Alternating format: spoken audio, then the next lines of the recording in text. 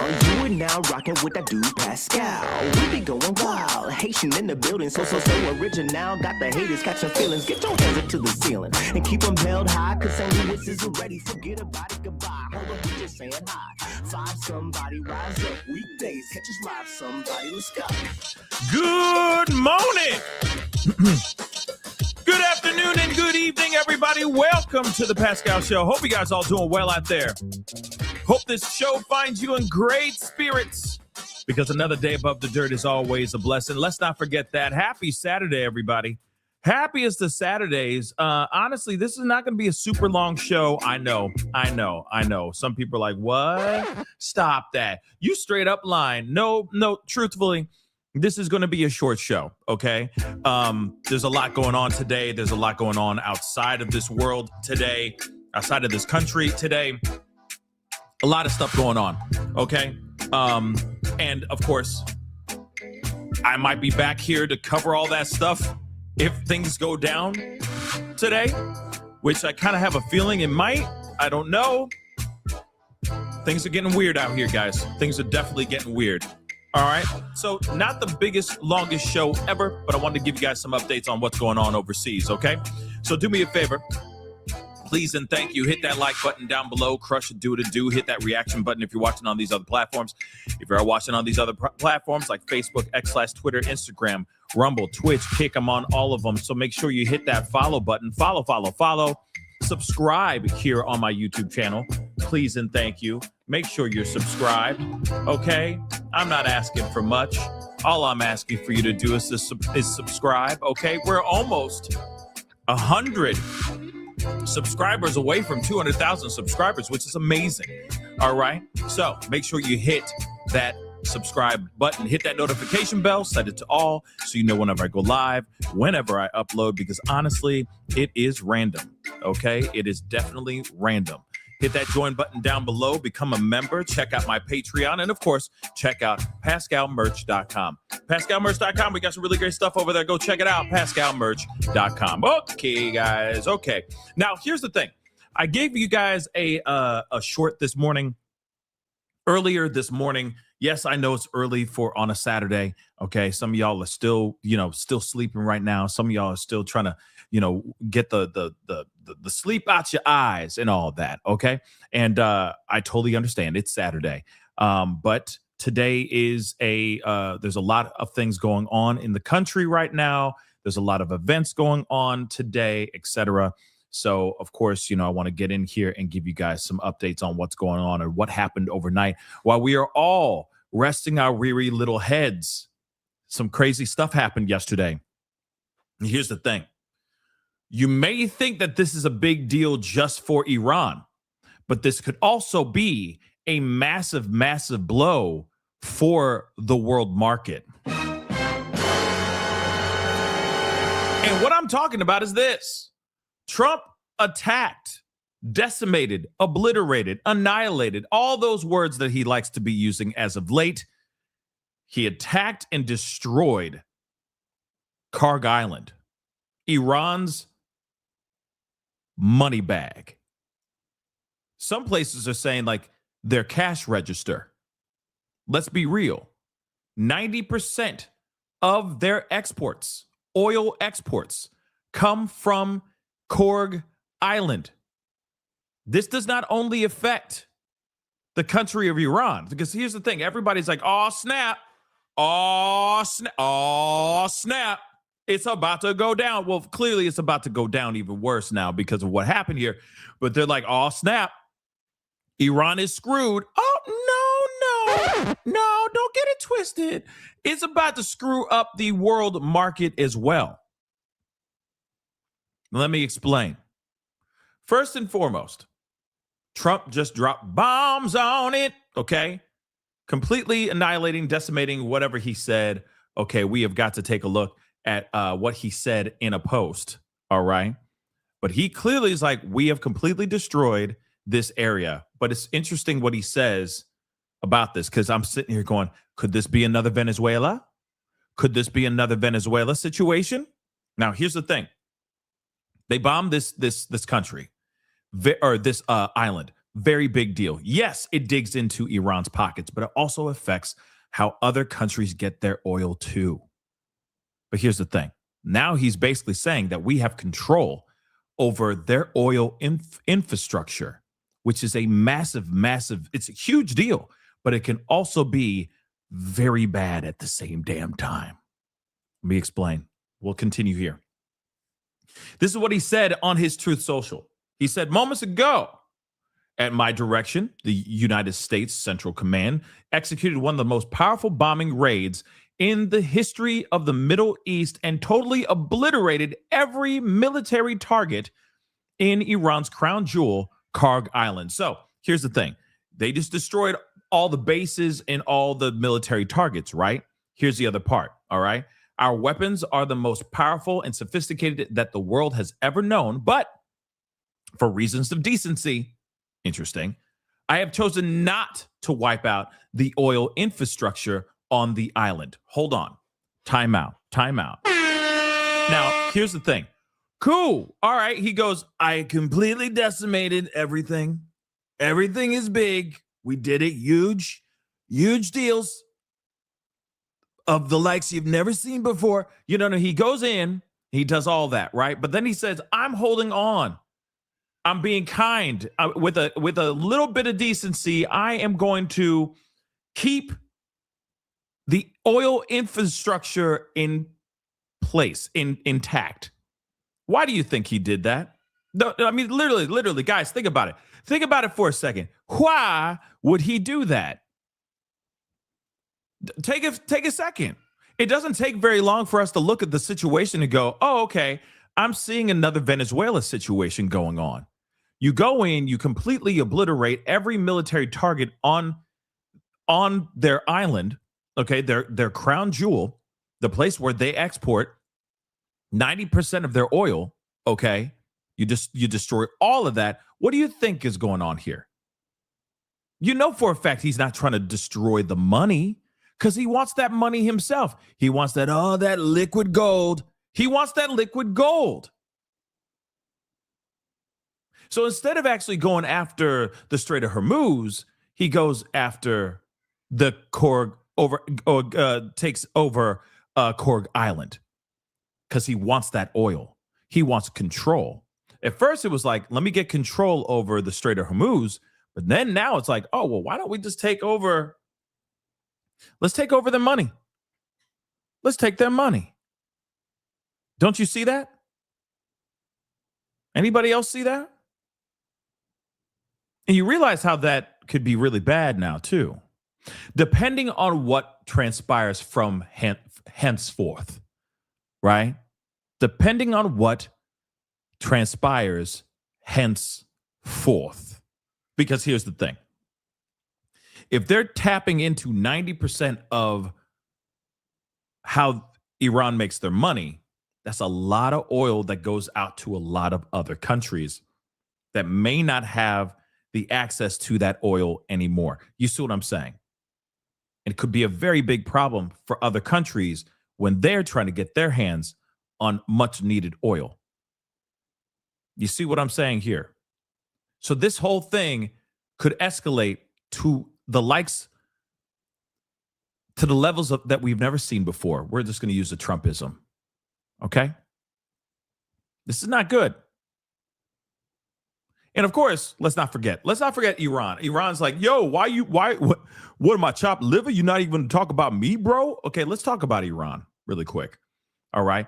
Yeah, we put them on the side for a second. Sorry, Iran. But let's talk about that. Iran, this is going to piss them off even more. In fact, they're retaliating and they're even bombing other places right now. They're straight up striking other places as we speak right now. There are places that are being told to evacuate because of the retaliation in bombings that are happening right now in the Middle East because of what happened here.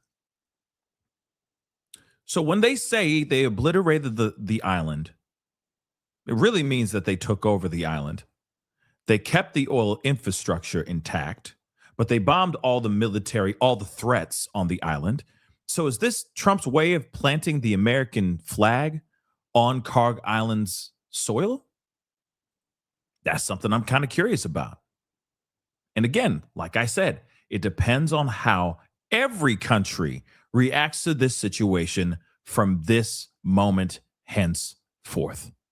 Take a look at this. Let's continue on. So he says he hasn't wiped out. How kind of him. Out of decency. He says, out of decency, I haven't destroyed the oil infrastructure on the island. How convenient, don't you think? So that's the Lord working in him right there. That's the Lord's work right there. No, it's called money and greed. But moving on. Opportunity. Real talk. However, he continues, however, should Iran or anyone else do anything to interfere with the free and safe passage of ships through the Strait of Hormuz, I will immediately reconsider this decision. Okay. Well, things are already going down in the Strait of Hormuz. We already know that mines have already been planted in areas in the Strait of Hormuz. So I don't see this happening. I don't see them going, oh, snap, let's pull up all the mines. No, I don't see that they're not doing any of that anytime soon. Trust and believe. So during my first term and currently, I rebuild our military into the most lethal, powerful, and effective force by far anywhere in the world. Iran has no ability to defend anything that we want to attack. There is nothing they can do about it. Iran will never have a nuclear weapon, nor will it have the ability to threaten the United States of America, the Middle East, or for that matter, the world. But by you taking over the oil infrastructure that exports to multiple countries throughout the world, that's a big problem. That potentially is a big problem. And I can see other countries outside of our allies looking at that as a threat, as a middle finger to them too. Oh, now you're messing with our economy. Again, like I said, it's not only them, it's not only Iran's economy that's being messed with now. It's other countries that are getting that oil export from that area that now is being messed with as well. So again, it depends on how things are done henceforth. Moving on. Iran's military and all others involved with this terrorist regime would be wise to lay down their arms and save what's left of their country, which isn't much. Thank you for your attention to this matter, President Donald J. Trump. Okay, guys, I think this is very interesting. Okay, don't get me wrong. We've seen a plenty of truth social posts by Trump, boasting, bragging, doing his thing, saying what's going on in his own way. But then we've also seen things that have just been unhinged. This is kind of a combination of both. Here it is. For those of us who are not for this war, for those of us that are not for what's going on overseas, we could see this as like, what in the hell is going on? We could see this as, oh my dear Lord, he's poking a sleeping bear. Even so, I would even say the people on the other side of the fence, for those of us who are for this war, that are 110% down for this, just want to see, America kick ass, right? Kick ass and take names and FAFO and all that stuff, right? For those of us that are for this, I feel like you could look at this and go, oh, damn. This has potential to turn into something much worse. Because again, like I said, it's not only Iran's economy that they're destroying or messing with. They're also messing with the future of other countries' economy as well.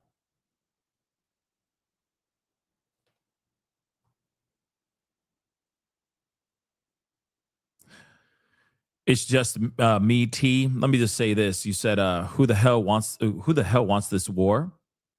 There's plenty of people that do. Have you seen Fox News? I'm just saying there's plenty of people that are 110% behind this. That there are people who are saying that for those who are not for this war, they're calling them anti-Semitic. Literally, you got the likes of like Megyn Kelly, You got the likes of Tucker Carlson and the sort, right? All sitting here saying like, we are not for this. This is not the war that we don't want a war. We had a president that said he was not going to bring us into wars, right? And then what happens? He brings us into a war. Even Kellyanne Conway, okay, Mrs. Nazi freak female. I don't even have a word for her, even a phrase for her. But you know who Kellyanne Conway is, all right? Satan herself, all right, has even said that she doesn't agree with this war. She thinks it's wrong and that this is not what she elected Trump for.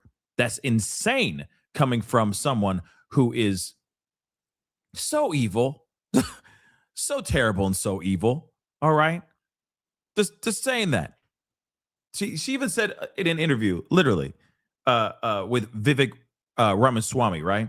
She was like, "Oh, I love your policies, blah blah blah, but I can't vote for you because you're Indian." Like it was insane, right?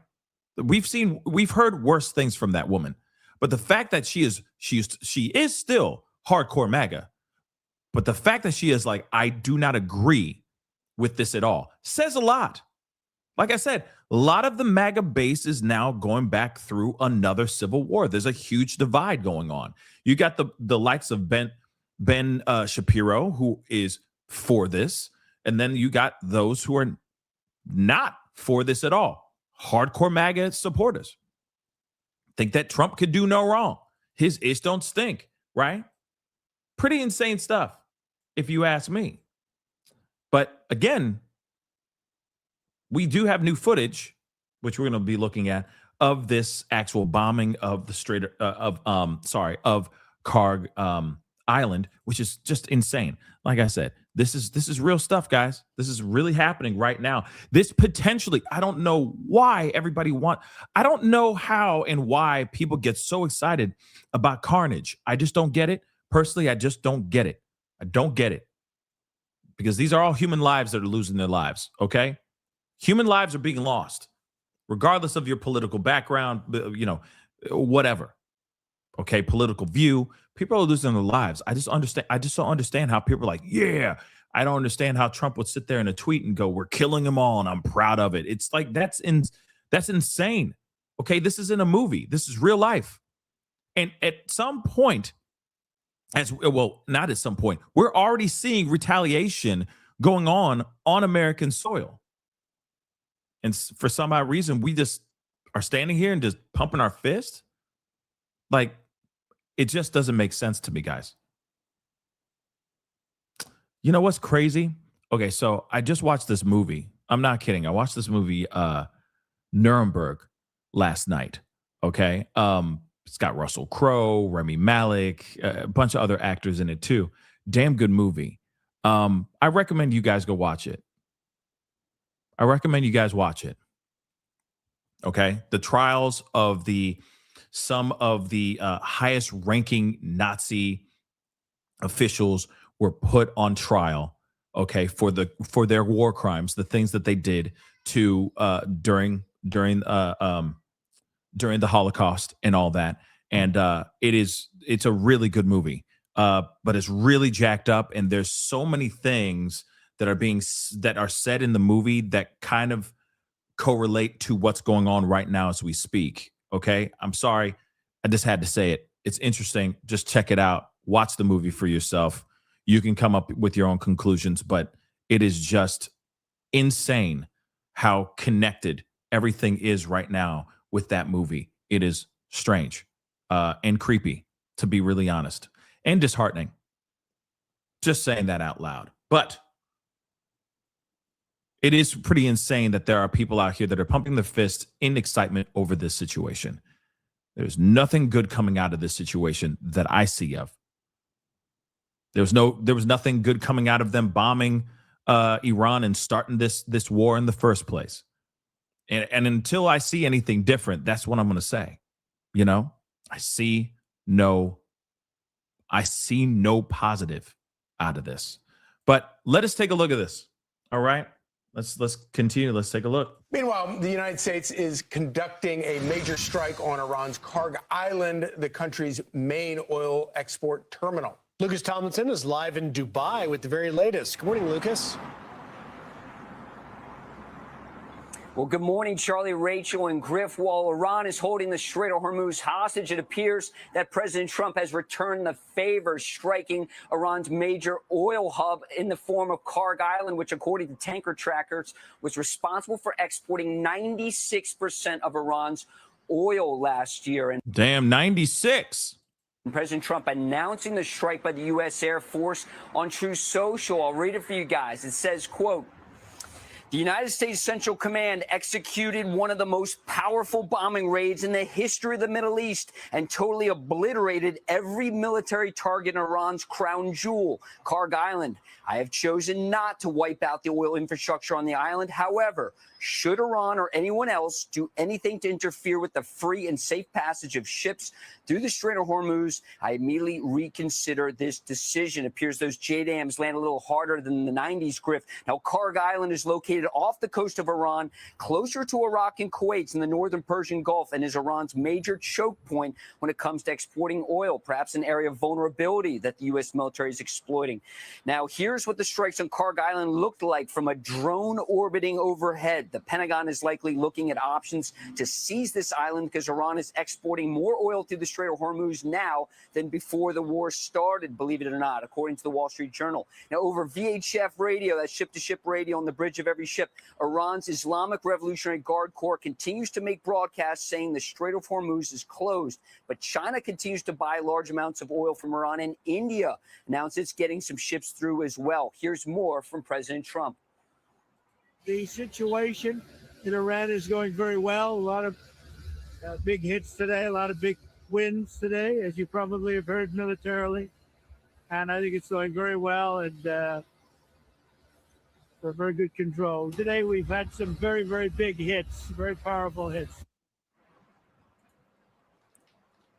Now, should President Trump and the Pentagon decide to seize Kharg Island, that could happen with the Pentagon dispatching more than 2,000 Marines aboard the Tripoli Amphibious Ready Group to the Middle East, coming from the Pacific. And Griff, I expect you to come to attention and have the control room pipe in the Marine Corps hymn when I talk about Tripoli. Charlie can explain. In addition to Tripoli, the USS San Diego and USS New Orleans are also part of the Ready Group, and bring them an aviation component as well. Another squadron F-35 stealth fighter jets, in addition to Ospreys, Super Stallions, and Vipers. Those are AH-1 gunships. Now, here in the UAE, this country has received more than 3 times the amount of Iranian missiles and drones than Israel. Those attacks have dropped off in recent days, although it was a little noisy this morning. Another building just a couple miles away was hit by falling debris after an Iranian drone was intercepted. No injuries, just the facade. And also a major oil refiner near the Strait of Hormuz here in the UAE was also hit by falling debris, starting a fire. Oil production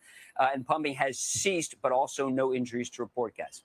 And look, just very quickly, before we let you go, when you talk about the Tripoli and the 31st MEU being deployed there, a lot of people think that, oh, we were going to invade or try and take Kharg Island. But can you just quickly walk viewers through the fact that having the MEU over there and the Marine capabilities and the helicopters and the things that you just mentioned that this amphibious group is bringing with it will actually in a larger way be able to protect the maritime shipping lanes as well? It's not just directed at Kharg Island, right?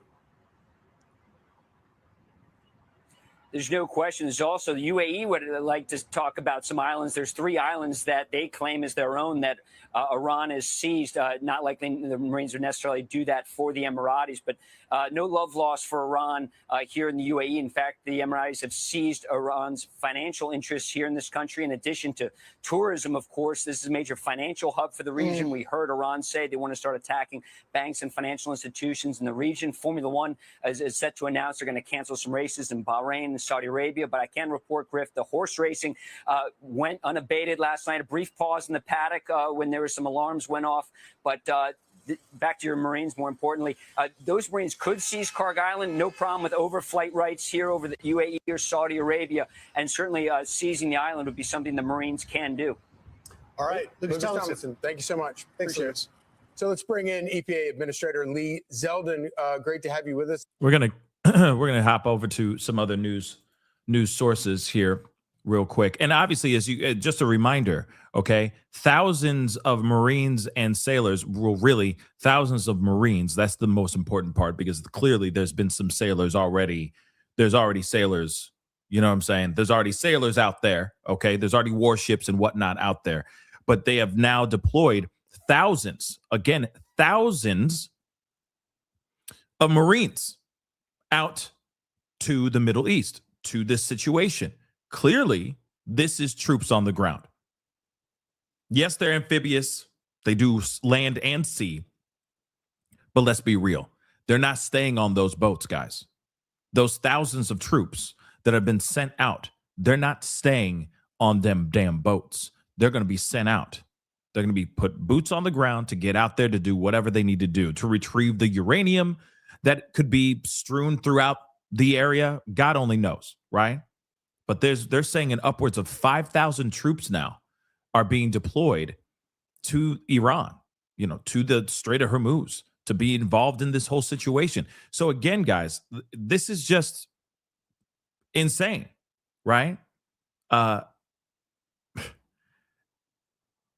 It's not getting any better.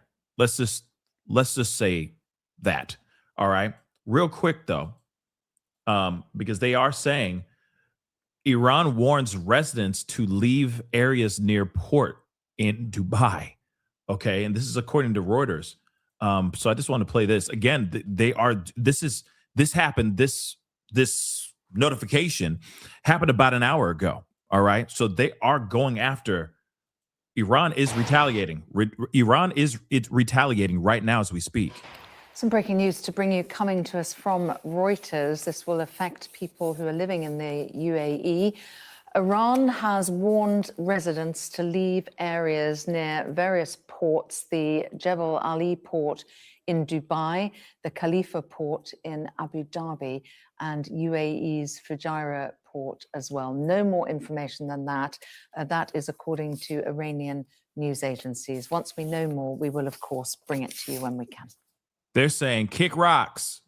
They're suddenly letting the people in Dubai basically say like, yo, leave right now. We got things on the way. So leave. Crazy, right? Again, this is not going to stop. This ain't stopping anytime soon. Let me show you what I mean.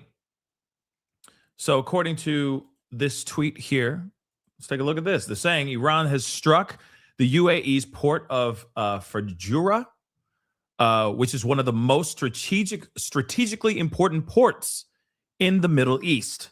The port provides a strategic backup export route if Hormuz is threatened or closed. Oil can reach global markets without ships passing Iran. And this is also the world's third largest oil storage hub. Yikes. Let's take a look at this.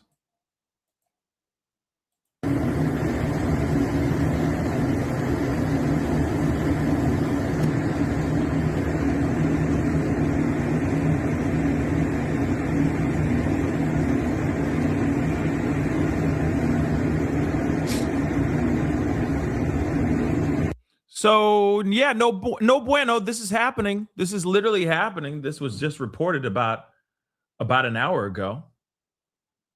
A little over an hour ago. Okay. So retaliation, it has already commenced. It's already happening, y'all. This is not good. Let's take a look at some of this stuff here too. It's only going to get messier, I have a feeling. Well, it's already pretty damn messy. How messy will it get? I don't know. But they say missile strikes inside U.S. Embassy compound in Baghdad as Trump's Iran war spirals. Okay? So Trump says U.S. military has totally obliterated the targets on Kharg Island. Police in Abu Dhabi arrested 45 people for various nationalities for sharing videos of Iran drone attacks. That's insane.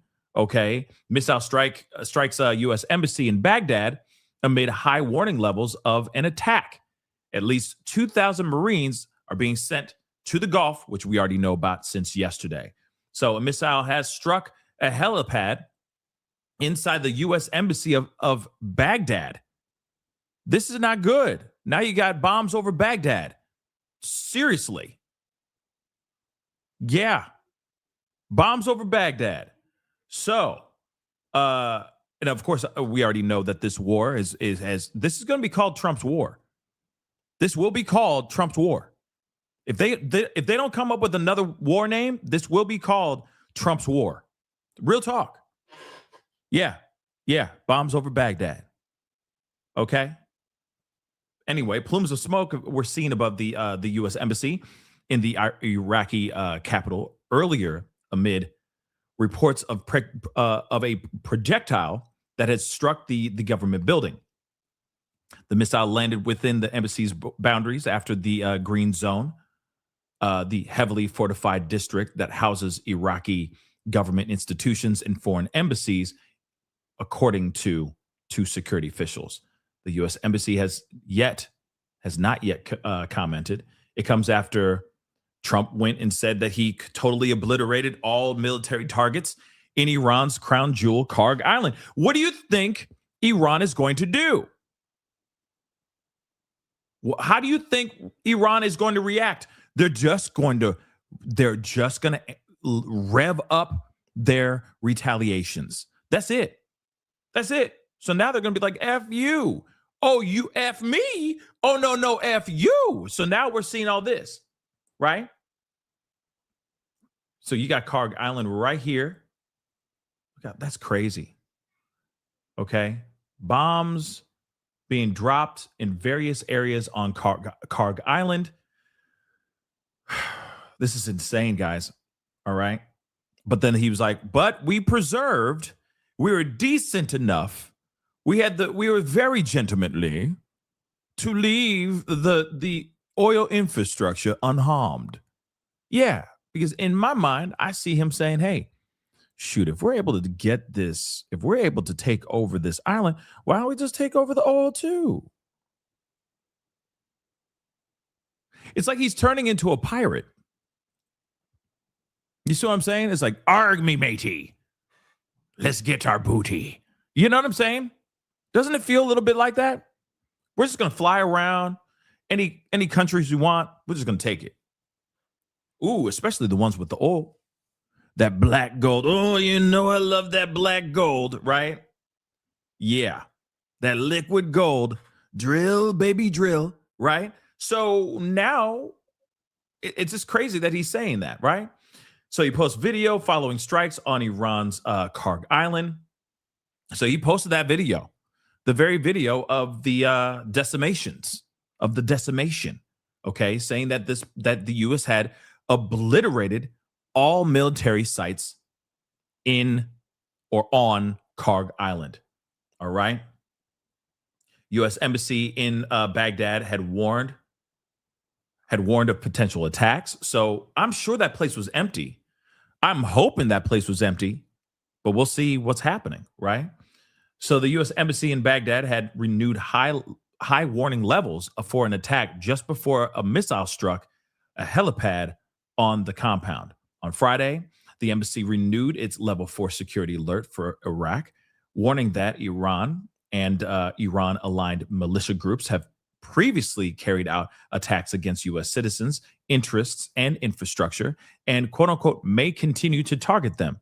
The projectile landed within the embassy's boundaries after the Green Zone, which we already heard about. Okay, there was no immediate comment from the embassy.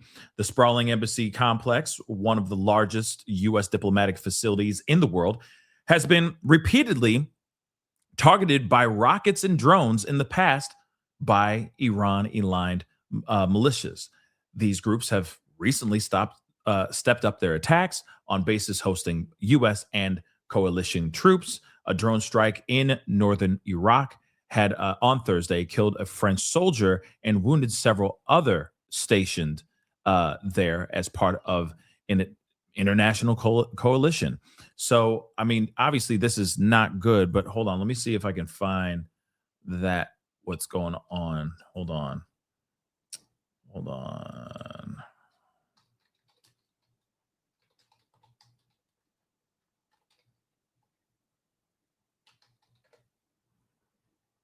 Let's see here.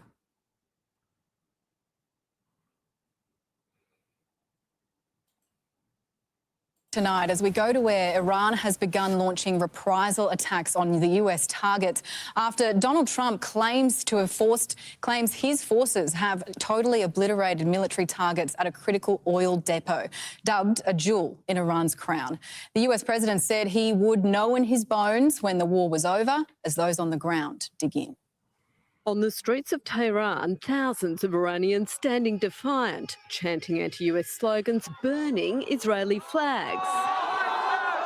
As nearby, another Israeli strike injures dozens. Emergency crews racing to pull survivors from the rubble. It's been 2 weeks since war broke out. When will it end? Donald Trump being more cryptic than ever. When are you going to know when it's over? When I feel it. Okay. I feel it in my bones. On Iran's Kharg Island oil export hub, the US has attacked military targets, but not vital infrastructure. It sent 2,500 Marines and an assault ship to the region and insists one of its strikes has all but taken out the new Iranian supreme leader. We know that he's hurt. We don't know exactly how bad, but we know that he's hurt. But today they were mourning their own with confirmation 6 US airmen died after 2 of their air tankers collided mid-air over Iraq. War is hell. War is chaos. And as we saw yesterday with the tragic crash of our KC-135 tanker, bad things can happen. Iran struck 5 other US air tankers at Saudi Arabia's airbase and taking a direct hit, the US embassy in Iraq. We're also aware of a fire on board the USS Gerald R. Ford. We're thinking about the crew there who were injured in the fire. In northern Israel, its president toured a village targeted by Hezbollah. The Iranians have a big mistake if they think it can hamper or change our course. While Hezbollah's leader called threats to assassinate him meaningless. We have prepared ourselves for a long confrontation. Arriving in Lebanon, the UN's leader appealed for a ceasefire. Unfortunately, Lebanon was dragged into a war that is not a war that these people would be willing to have. Iranian civilians continue to flee into Turkey as the UN warns of a global humanitarian crisis if Iran blocks aid supplies through the Strait of Hormuz. Millions of people risk losing access to life-saving assistance, food and medicine and other critical supplies. That's food for thought on the drive home for Melania Trump, who just last week headed a UN meeting on children in conflict. Ali Donaldson. Indeed. Insane. 1 second, guys. Let's take a look at this.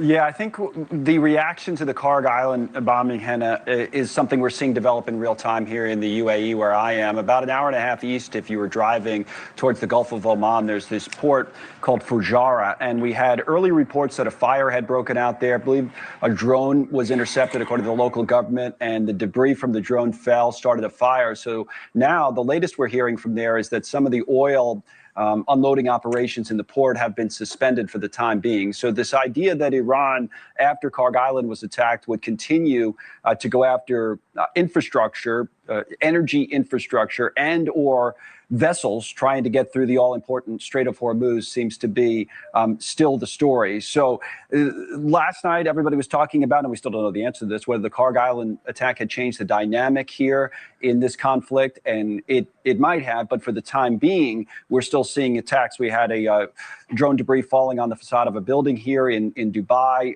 Bahrain. You had similar activity there, explosions in Qatar, and you were already talking about what happened at the U.S. Embassy in Baghdad, where we wait for more information. But let's keep a close eye on this port in Fujairah, which is a very important port in the UAE. Connell, I've spent some time in Dubai, and I remember being taken aback or so impressed with the technology and the wealth of that nation. What are people saying to you as this war is playing out? I mean, they want it over. I mean, you're right about Dubai. And the funny part about it, and this comes from business leaders, expats, almost everybody is an expat in Dubai from somewhere else. Almost nobody was born here. Most came from another country. Even though the threat was there and they're so close to Iran, I mean, the crow flew from here, it'd be like 75 miles to Iran, I believe. They didn't expect this and they didn't want this. And now they just want it over. We've been having all these kind of geopolitical conversations. Is the UAE being driven closer to the United States and away from Iran? The people here aren't interested in that. They're just interested in not having the threat of missiles and drones in their own neighborhood. Even though many of them say they feel relatively safe in the city of Dubai, they know the threat is there. And they're worried about their own economy and the effect on the region. Real estate's big here. The airlines are big here. Emirates is like 25% of the GDP. So they want this over. Yeah, thank you for sharing that. I think sometimes we lose sight of the human aspect. So you're talking to these people in Dubai. You and I were talking about the attacks in Iran, but talk to me about what's going on in other parts of the Gulf, like Iraq and Saudi Arabia. Yeah, it's been active. I mean, let's see what happens in Iraq. That's a very big compound that the U.S. has there, and we know that the fire was coming off of the embassy grounds. It looked like a helipad that a missile got through. Nothing yet that I've seen in terms of whether there's any casualties or any kind of injuries at all reported. But Iraq's obviously been a dangerous place, but especially so in recent days in this conflict. It was about 5 days ago the State is encouraging people, their non-emergency employees to get out. Saudi Arabia, we had these 5 refueling planes from the United States that were on the ground in the Prince Sultan Air Base that were hit. That was reported to us. Also, the Saudis intercepted 11 drones overnight, in addition to what I talked about here, the UAE and Qatar and Bahrain. So it's been another active night, even after the attacks on Kharg Island by the United States. All right, Colin McShane in Dubai. And I don't think it's going to stop. Obviously, it's only going to get worse. But it's interesting though that we're getting these kind of like to get one missile, hit or like sent, and then it drops, and then we don't hear anything for a while, right? And then they shoot out another one, and their resources might be very little.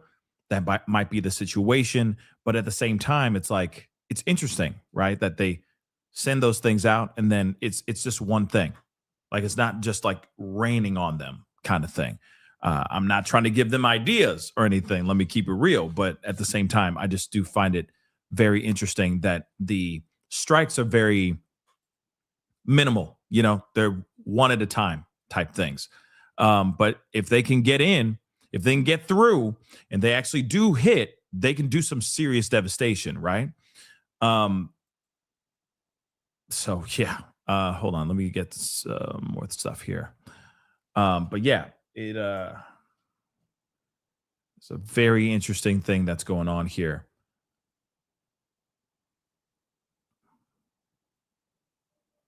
Let's see here. So as we talked about earlier, Iran's sea mines could be one of the most dangerous weapons in the region, and the regime has stockpiled thousands of them capable of shutting down the critical Strait of Hormuz. So let's turn to the wall to learn about how some of these sea mines work. Of course, the way they work is they detonate either on the surface or just below the surface, triggering an explosion that can create a gas bubble and shock waves that will tear a complete hole through a ship, sinking it or massively disabling it. You have a variety of different kinds of mines. You've got floating mines that are on the surface. You've got other mines that are moored. They're attached to the seabed floor, and so that they can't be seen until the hull, which runs several meters deep below the surface, hits them. You also have more modern mines that use infrared and other radio waves in order to detect a ship coming by, which is why a lot of the minesweeping ships that the U.S. military has used up until recently still have wooden hulls or fiberglass hulls so as not to detonate those mines. And of course, all of this comes down to the fact that and the reason why Iran has managed to hold the world hostage with its oil is by the fact that if they can control that Strait of Hormuz, that little dip of the water that comes up deep into their territory, then they can control the most important economic fuel that runs the entire global economy. So to learn more about this, let's bring in former CENTCOM director and U.S. Army Colonel Joe Puccino. Thank you so much for joining us this morning, Colonel. So, we talk a lot about dominating the air in a battlefield. We don't spend as much time talking about dominating the seabed floor. Walk us through how that process works. Yeah, well, really, Charlie, this is a nightmare more than 30 years in the making. And the reason this is so challenging is that while we're fighting a really high-tech war with AI and precision-guided missiles, stealth jet fighters, what you just indicated there on your wall is a World War I style of combat that Iran is waging. And these mines are a tool of really psychological warfare. We don't know how many are out there. We don't know where they are. And that creates fear and shuts down flow through the Strait of Hormuz. There are a number of ways that we defeat these mines. The first is preemptive, which you saw CENTCOM releasing that strike footage of strikes from the air on Iranian vessels that are implementing those mines and dropping those mines before they can do so.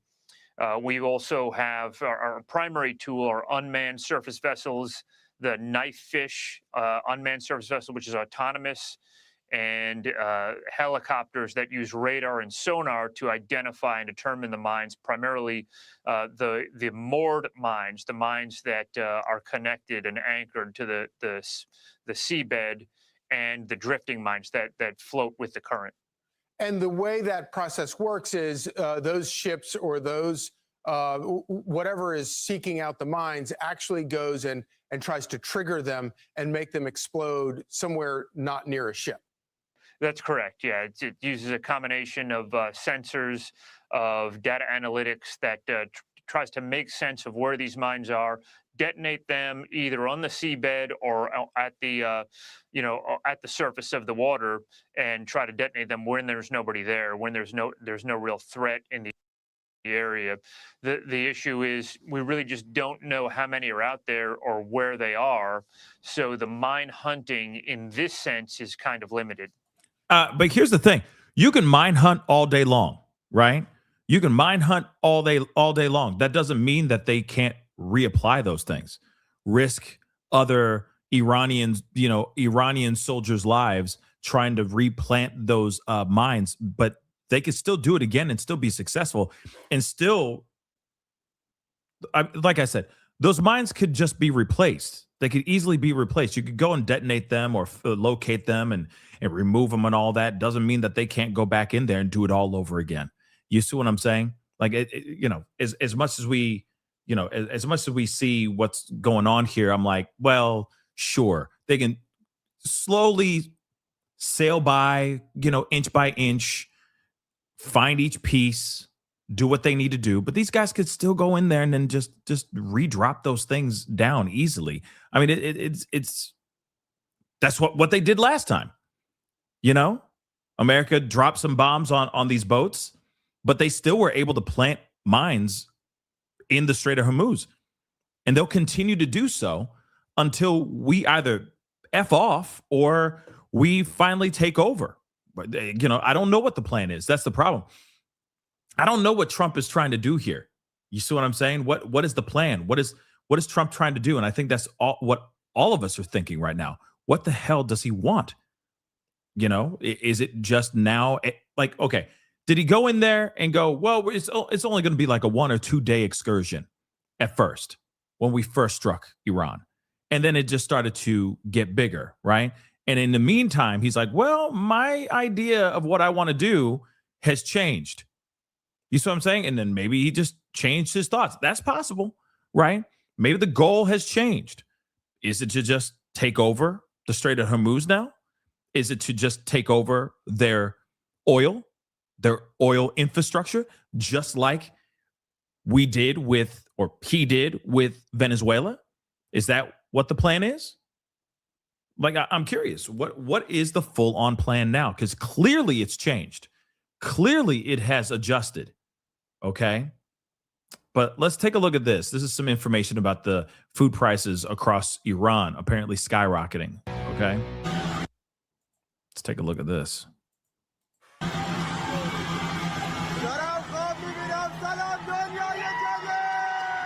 Food and basic supplies are running low in Iran as prices surge and the economy shrinks. Our next guest recounts fleeing the Iranian regime as a child. He says he grieves for the innocent Iranian people and his family left behind and hopes freedom will prevail. Iranian-American Armin Asadi joins us now. Armin, thank you so much for joining us this morning. God bless you and your family. I can only imagine what it must be like for you to watch as all of this unfolds in Iran today. Yeah, I mean, there's a lot of mixed feelings. You know, you have lots of concerns, worries, stress. It's war. People are going to die. But at the same time, you can't help feel the sense of gratitude and hope that Iran might be free again for the first time in the 47 years. You said, you told our producers earlier, think about how desperate you have to be to pray for somebody to bomb you to become free. I can't imagine that. That's right. I mean, if you think about it, if you're praying to be bombed, that's not hopeful. That's desperation. And if you look at the videos that's taking place in Iran, you can literally see people singing and dancing in the streets mere blocks away from where the first missile struck. That's craziness to find hope in being bombed. That's how desperate these people are, and they're thanking America for it. So obviously there is very limited footage that comes out of Iran, and you see these displays where you have pro-regime demonstrations, and then you have these anti-regime demonstrations. Can you give us a sense of what the real, true popular opinion among regular Iranians is? Absolutely. Again, there isn't tons of videos out there, but there is videos out there. There's people literally in Iran that have never been to America that are thanking USA. There's people in Iran that are doing the Trump dance, you know. There's people all over Iran yelling, God bless the USA. The underground church is praying for America. You can create all these weird narratives that Iran is against this war, but the regime might be. The people are not. The people are celebrating it and are grateful to God that America stood up.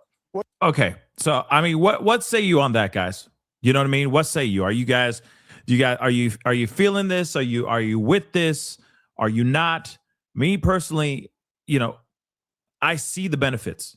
Okay. I see the benefits for the Iranian people that have been under a terroristic regime for sure. I see the benefits for the Iranian people, but I don't think that America is a part of this for that reason. Just saying. I don't think that America is there for that reason. I feel that America is there for something else, but it's underneath the guise, underneath the masking of freeing the Iranian people. You see what I'm saying? I just don't think that I really don't think it's just what we see at the surface. I believe it's something else. You know what I mean? Yeah, like what T just said. I'm just going to say your name T now, okay? But Trump wasn't really coming there to free them. That's the problem. And they only found one person to say this stupid stuff. Yeah, no. Yeah, I mean, let's be real. There's going to be a lot of people out here, a lot of Iranian people that are going to be very supportive of this situation. Because remember a couple months ago, there was absolute upheaval in the streets. Protesters were losing their lives, etc. I mean, it was absolutely bad. And they were begging America to get involved, especially after what happened with Venezuela. They're like, yo, do exactly what you did over here, son. Come on, Trumpy. Come on. Remember? And Trump's like, well, you know, I'm looking. I don't know if I'm going to do anything yet, but I'm looking, right? So I could see the benefits. I can see that for sure for the Iranian people. But I just don't think that it's just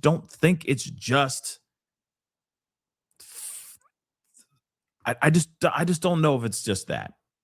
And then also at the same time, it'd be a different story if America swooped in and did their thing without working with Israel. Think about that for a second.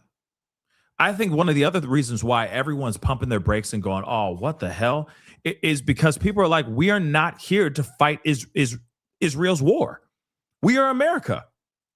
We fight what we want to fight for, and that's it. Why are we fighting Israel's war?" At least that's what a lot of people are saying right now that are opposed to this war. If this situation was done and we did it ourselves, and it wasn't with Iran, it wasn't with Israel, I feel like this would be a completely different reaction out here. Yes, there'll still be people going, "Well, why are we in the war? Why are we in the middle of this ish? Blah, blah, blah," right?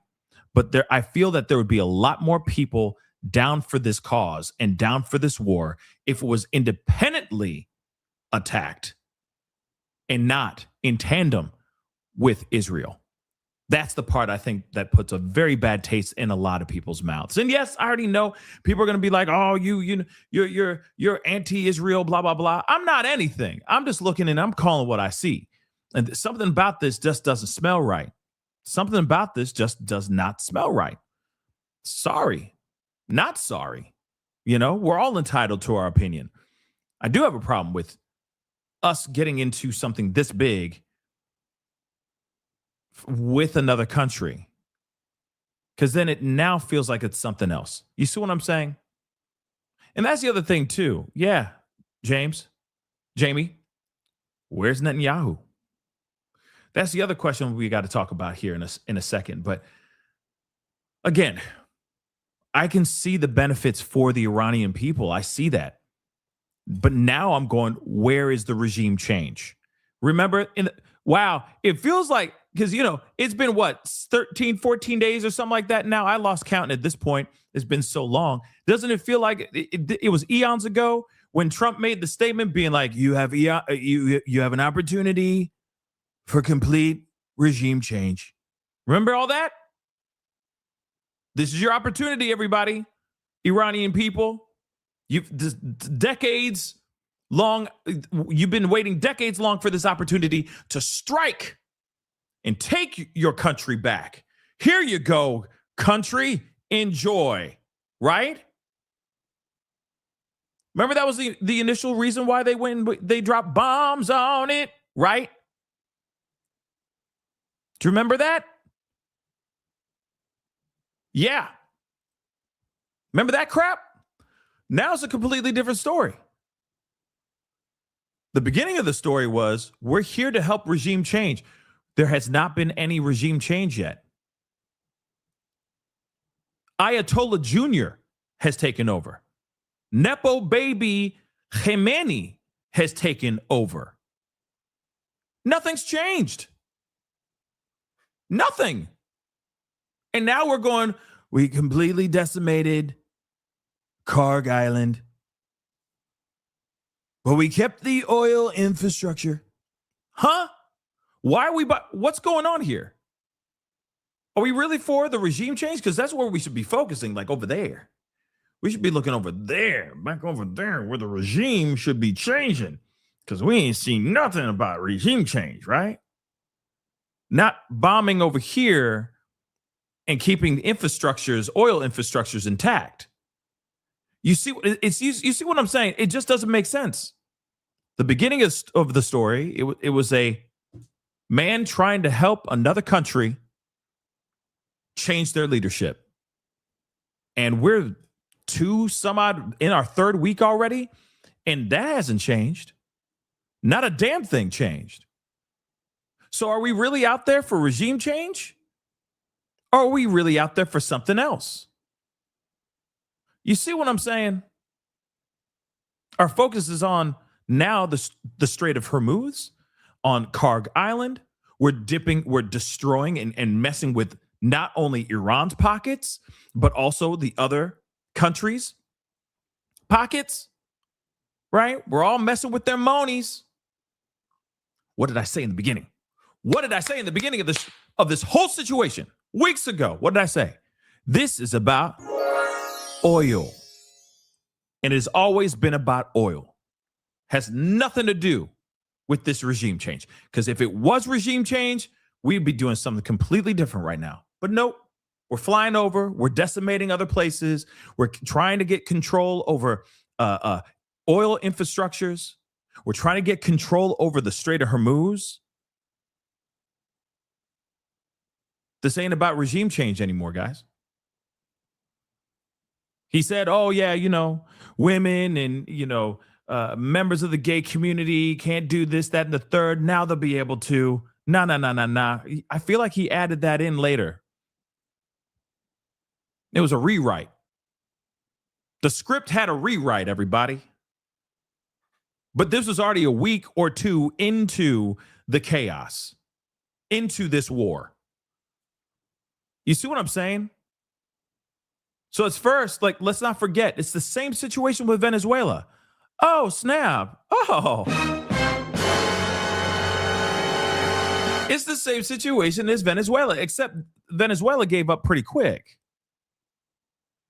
That's the only difference between Venezuela and Iran. Venezuela was like, oh, okay, you took our leader. Okay, we're willing to work it out. They didn't retaliate at all. Iran said, hell to the what? You just took out all of our people? We got another guy. Hey, son, I know you lost your leg and you're leaking from the gut. It's all good. You're gonna be the new supreme leader. Yeah, you can't hear us because you in a coma, but we're gonna say that you were the supreme leader because F Trump. That's what's going on. You realize that, right? This is just a very prolonged Venezuela situation with a whole lot more bombs, and now we got more troops being sent over there. But on top of that, as the masking, it's about getting regime change, aka Venezuela all over again. See what I'm saying? They swooped in, took over Maduro, and they didn't even make a squeak. The country, they said, okay, I'll be the leader. We'll work it out, right? You even had, I'm forgetting her name right now, but she won the Nobel Peace Prize. She even was like, I will give you my Nobel Peace Prize to take over Venezuela, right? Everybody was like, ooh, let me take the spot. Maduro's still alive, locked up somewhere in New York, right? Ain't that something? Ain't that something? And now we have the oil infrastructure in Venezuela. Now let's click all what we did over here in Venezuela and drag it all the way over to Iran.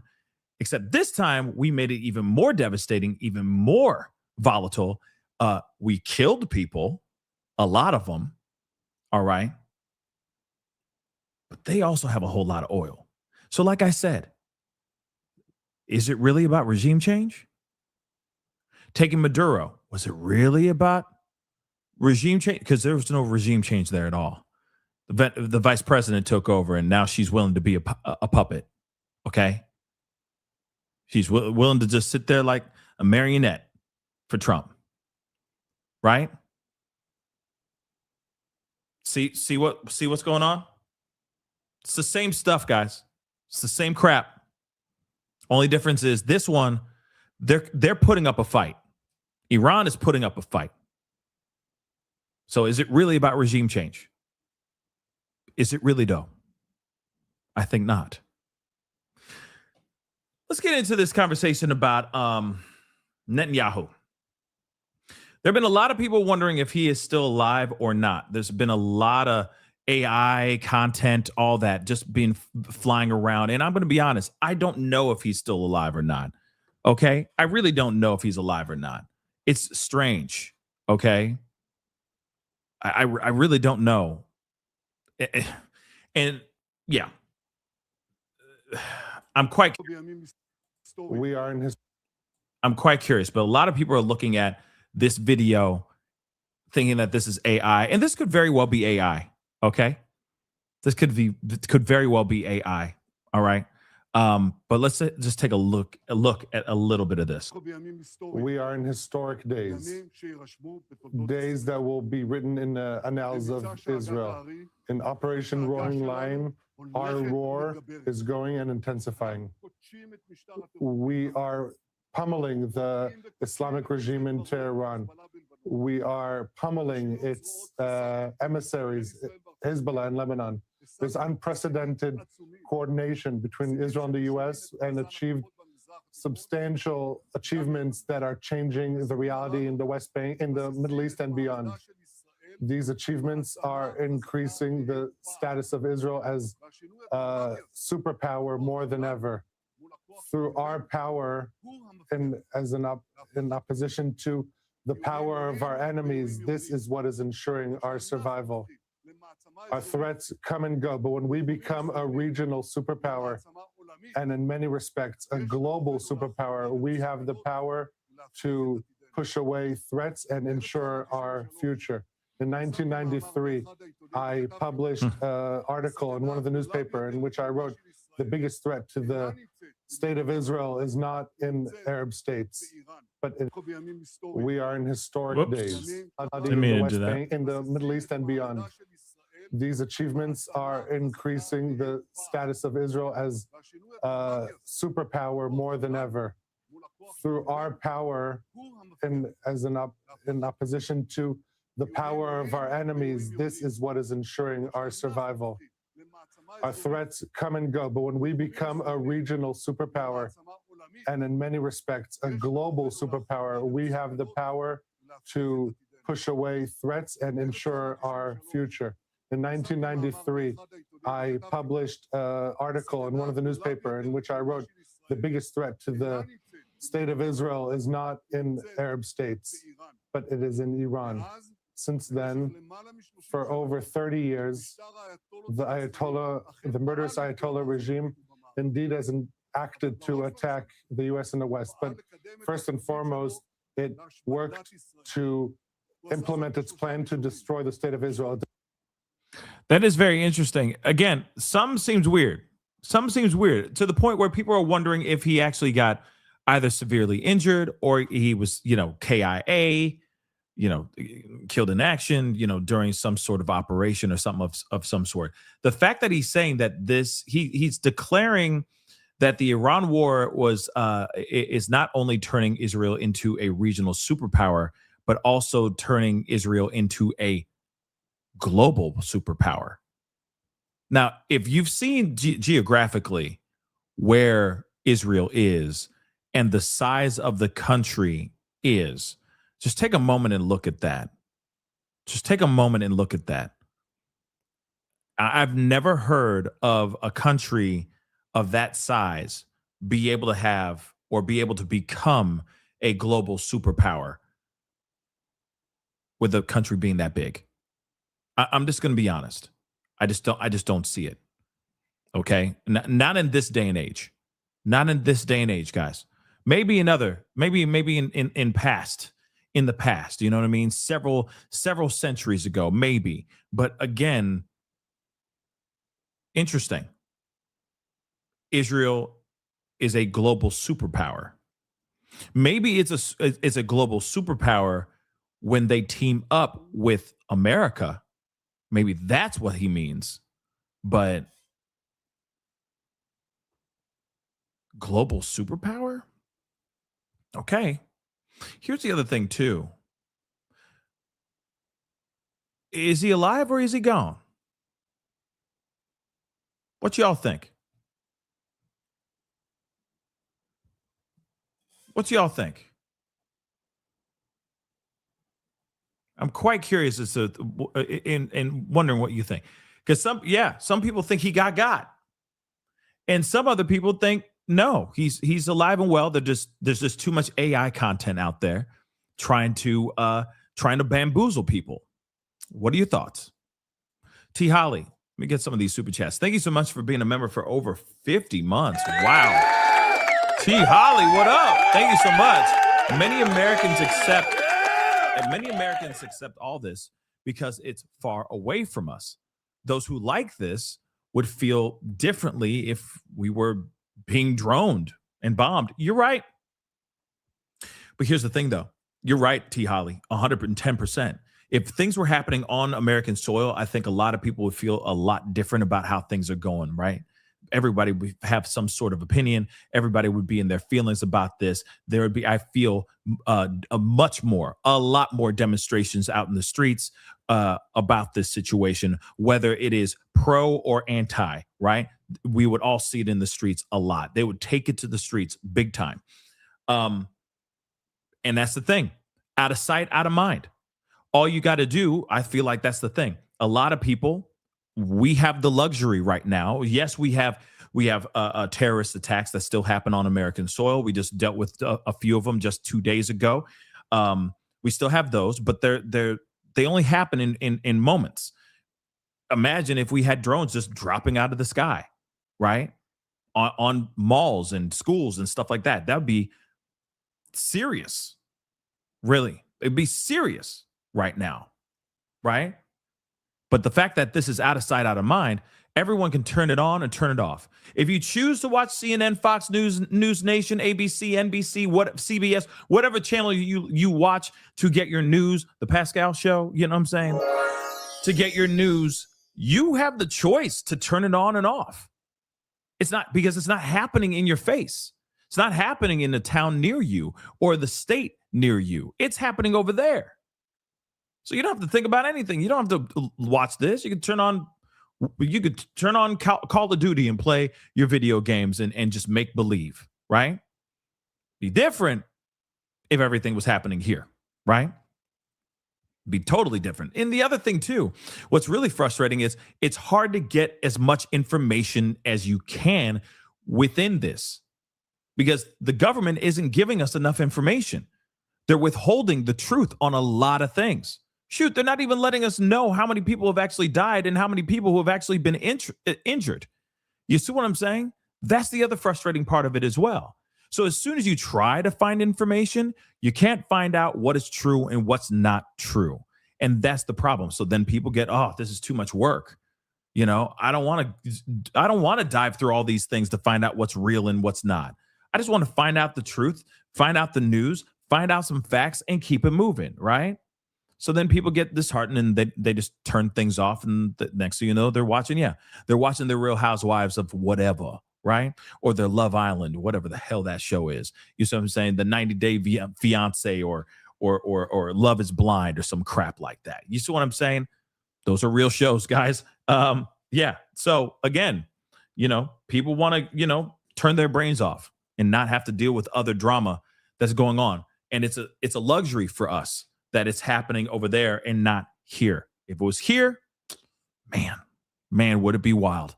It'd be wild. Okay. Janobi, thank you so much for the love. What up? Sick of it. People so bloodthirsty for daddy to own those libs. They cheer for death in God's name until you clean blood and brain off war gear. Sit down. It haunts me. What have we become? Why is harm and death normal? I don't know. Maybe it's the TV. Maybe it's the content that we watch every day. Maybe it's the social media stuff that's just constantly being pumped into our eyes and our kids' eyes. Maybe it's that. I'm not sitting here saying like, oh, it's the music, but it could very well be a inspiration to those things. There's a lot of things that we have become more and more desensitized as a country or as a people than ever before. But I also think that it's important to see and realize the harsh realities of war in general. I think that is a very necessary thing for us. But I think that we see war every day. We see images, graphic images of warlike things every day, which is really sad. But then also some mentality. And I feel like this happens every generation or some sort. There's a certain energy, there's a certain vibe, there's a certain attitude that is cultivated over time. And at some point, for some odd reason, I don't know, people become more angry or more desensitized or our intelligence has dropped. Maybe that's what it is too. You know, I truly think that we are very intelligent, brilliant individuals. We are an intelligent species, but I also think that we're really dumb. And I think that's because of laziness. And I think technology has a part of it to do with that too. You know, everything's at our fingertips now. We don't have to think much anymore. So now we're just walking around, just robots, but not, if that makes any sense. It's sad. It's sad. I'm not going to get on this soapbox or anything like that, but you get what I'm saying, right? I think that we are very intelligent, but like we are instinctively very intelligent individuals. We would not be where we are as a society, technologically speaking, science-wise, etc., if we weren't naturally born intelligent people. But unfortunately, we are also innately lazy. And then we just let whatever's being pumped in our brains be pumped into our brains, getting, being shoved down our throats. And we're just, you see what I'm saying? But if we actually tried to use our brains, I think things would be a little bit different right now. But unfortunately, this is the society that we're in. You know? Just saying. Just saying. Super May, thank you so much for the love. I appreciate the super sticker. T, what up? Thank you so much. It's just me, T. Thank you so much. Love and peace. Yes, all about that. Love and peace. Love and peace all day long, please. Janobi, thank you so much for love. There are veterans like myself who regret serving a country of people who don't value life and freedom of others or for others, no matter how it spins their thoughts to justify, no matter how it spins to justify their thoughts. I think that's what you're trying to say. No, I won't move to make others happy. Freedom of speech is mine. Absolutely. And that's the thing. People have died to make sure that we do have the freedom of speech, right? And yeah, I do think that the value of life has gone to trash. Right? And that's the other thing too. Oh, damn it. Okay. Soapbox time. I think the value of self-worth has gone down too. I think that there is so much more depression than anything else in the whole world than we've ever experienced in a very, very long time. I think that there is a comparison is a thief of joy theme that's going on throughout this country, if not throughout the world. At least those who have access to these new idiot boxes that I call it the idiot box. This is the new idiot box. The phone is okay.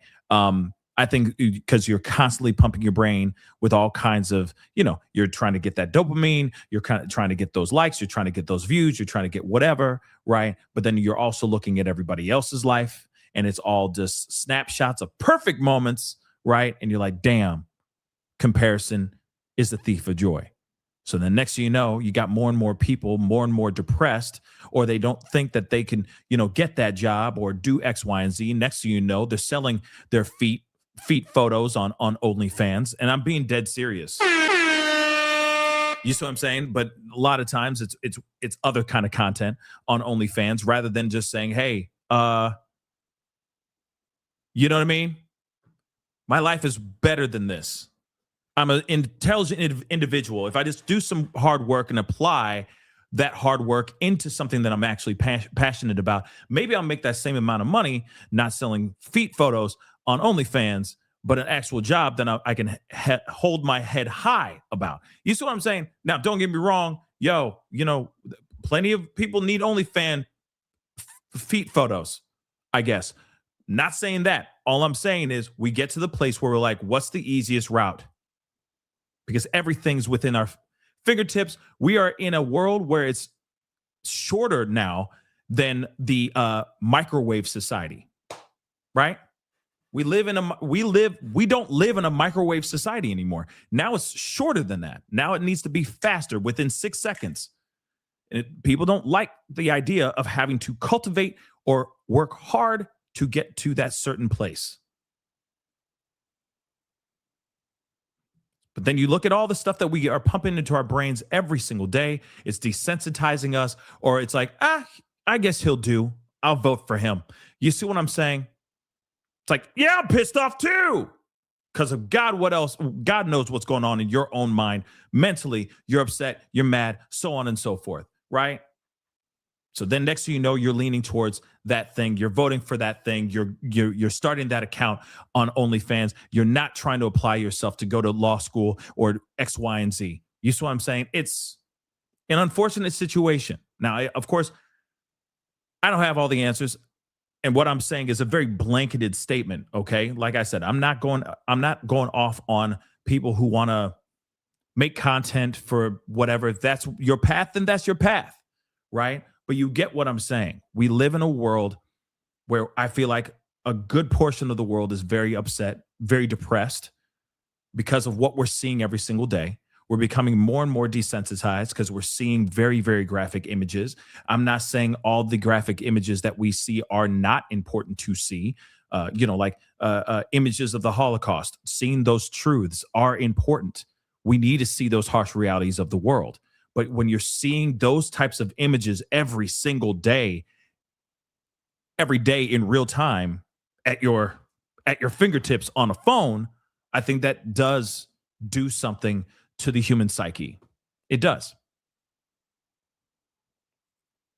So, just saying that out loud. I know there's so many layers. There's so much I want to say, and unfortunately, I don't have a whole lot of time to say it. But you get what I'm saying, right? That was a very, very broad stroke response. But yes, I agree. The value of life has gone completely down, and I think it's also because of technology. But that's the thing. Technology is awesome. I wouldn't be doing what I do right now. I love what I do, right? I love doing this. Without technology, there would be no this. So I'm very thankful for it. But I also see the downside. I see the pros and the cons. And unfortunately, the value of life has gone to poop. It's gone to crap, y'all. Absolutely gone to crap. So that's why, and also, you look at all the video games, all these things that we're seeing, every day. So then when you hear about, oh, we just bombed over, these particular areas, everyone's like, yeah, America. But then if you really think about it, that means people actually lost their lives. It's not like they just went over in there and just destroyed wood and steel. You know what I'm saying? And a whole bunch of sand. They hurt people. It's the same thing with Iran shooting things over at the U.S. Embassy and all these other things. There's still people in harm's way. People are still getting hurt. And that, for some odd reason, is not getting in some people's brains. People are doing cartwheels and ish. And I'm not talking about the Iranians that are happy about this hopeful regime change. I'm talking about the American people that are sitting on the sidelines, stuffing their faces with, their Burger King, king-size Diet Cokes. You see what I'm saying? It's unfortunate. And they don't see what's really going on over there, except in their phones. We live in a wild time. We live in a wild time. Nicole, thank you so much for the love. Did you check out the Stephen Bartlett interview of Robert Pape? No, I have not. Yesterday was very busy. Today is a very busy one. I'm going to try to see if I can sneak it in throughout the day.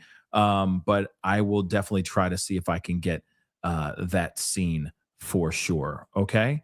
But guys, unfortunately, I'm going to have to, wrap up the show.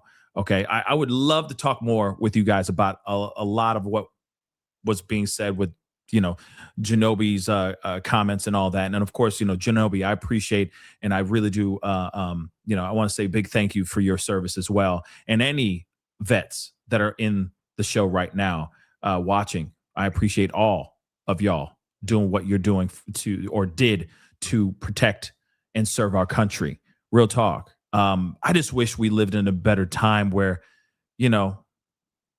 people did feel what you felt. Because here's the thing. Y'all were in the ish. Y'all were in it. Y'all saw that. Y'all saw the harsh realities of war. A lot of us over here will never see that. Some of us may. Some of us may, if we live long enough.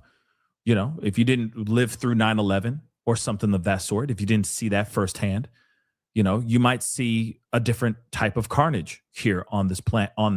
You never know, right? On this American soil, you never know, right? But I feel like we're so close, or we're not so close to anything anymore, emotionally, mentally, anything of that sort, because I feel like the phone technology has kind of built a black mirror, like a wall, to stop us from really viscerally feeling anything. You know what I'm saying? But that's just another conversation in itself. I feel like what you were saying, I agree with, Genobi. They will never know unless they're actually plopped into the middle of it and are forced to actually physically experience all of it in real time, right there in their face. It's unfortunate. Shouldn't be like that. We should all have compassion for human life, regardless if you agree with that person, that country, or that regime, or whatever. We should have care and love for human life. T, thank you so much. Have a good one. Thank you, Pascal. No, thank you, guys. Okay, but unfortunately, guys, we have got to wrap up the show. So that is the show. Appreciate all y'all for being here. Really means a lot. Thank you so much for tuning in, being a part of the conversation. Please do me a favor. Hit that like button down below. Crush it, do what it do. Hit that reaction button if you're watching on these other platforms. If you are watching on these other platforms, make sure you hit that follow button. Follow. Subscribe. Please subscribe right here on my YouTube channel. We're less than 100 subscribers away from 200,000 subscribers, which is insane. So make sure you hit that subscribe button, please, and thank you. Hit that notification bell, set it to all so you know whenever I go live, whenever I upload, because it is random. Hit that join button down below, become a member. Check out my Patreon, and of course, please make sure you check out PascalMerch.com. We got some really great stuff over there, so go check it out, PascalMerch.com. Okay, guys, it is time to get going. Enjoy your weekend. Please be safe out there, because there's all kinds of crazy stuff that's been going on in the streets. If I have time later on this evening, I'll be on with you guys to give you guys some more news on what's going on, what has gone on today. Okay, fingers crossed, nothing happens. But we are in war, so anything's possible. Anyway, until then, be good to yourselves. Be good to one another. This is The Pascal Show. Bye.